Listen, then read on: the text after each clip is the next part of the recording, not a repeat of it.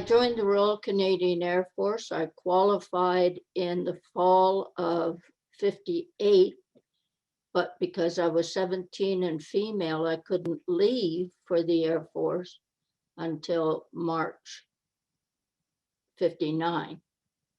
Growing up and in high school, there were occasional comments, but I was very naive, had no idea what they were talking about, and carried on being me, and had my, what they call BFFs now, which of course were all female. I had no idea about this other life. I was the oldest in a family of 6 surviving children. And I just lived my regular life.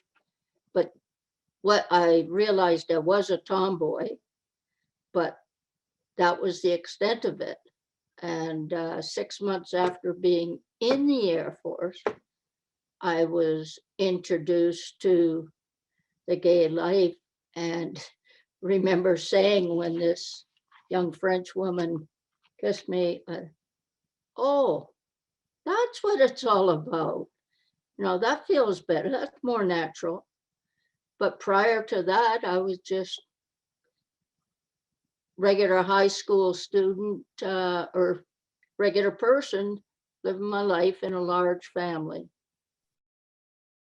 I was all of a sudden called in for an interview. I was told I had to go see officer so-and-so.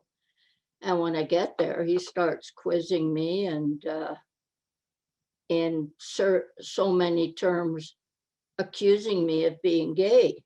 Well, by that time I had learned that, no, this isn't accepted, and you have to stay hidden and so on. And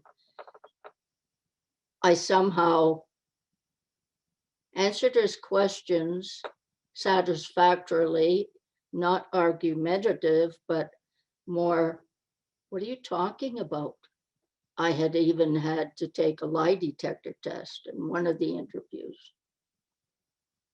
And after the lie detector test, we said, well, we know you're lying.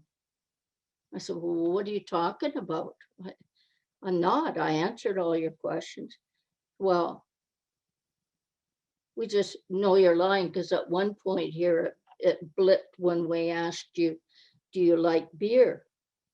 And I had said no. And it blipped. And he said, so that says you're lying. I said, well, I'm not. I said, I drink beer, but that's because it's all I can afford compared to the cost of liquor. So I don't know if that's what got me cleared on that occasion or not, but that's what I recall from this lie detector test and interview.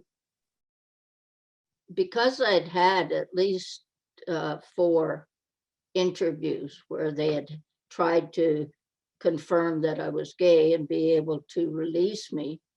I don't know, it was honorable or dishonorable discharge. And I'd always managed to come out clean.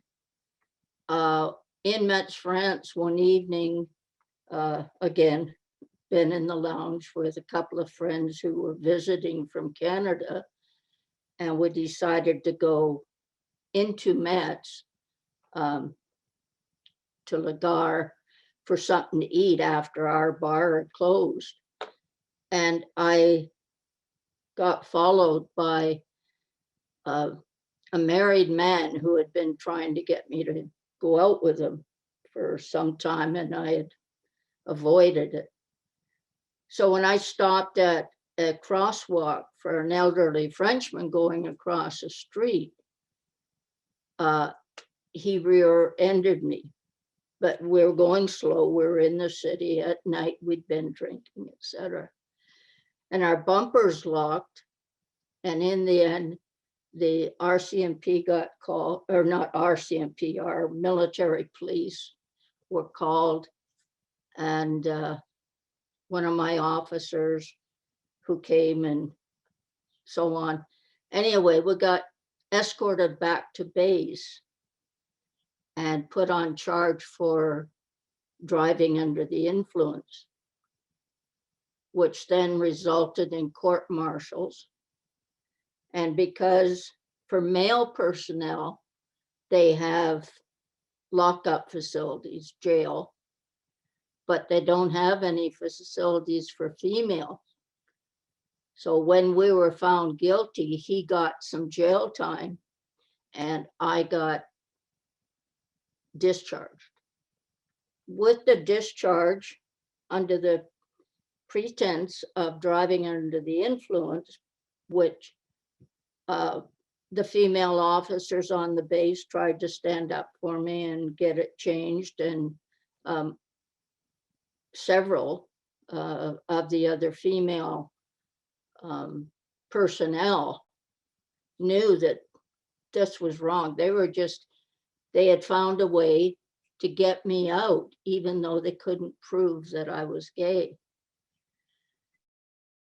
The acceptance of our life is so different now. But even from back then, when we were so persecuted, and that was a big fear that you lived with, I guess I just carried on trying to be me without being overtly gay. I didn't wear a sign or push it into anybody's face. I was me in private, and then the person they wanted me to be in public. If I could go back, or was 18 today, would I join again? And never. I've always said I would do it all over again. And now, because of the rules and regulations and acceptance, etc., yes, I would have a full, long career, especially with that trade and all the benefits of the armed forces.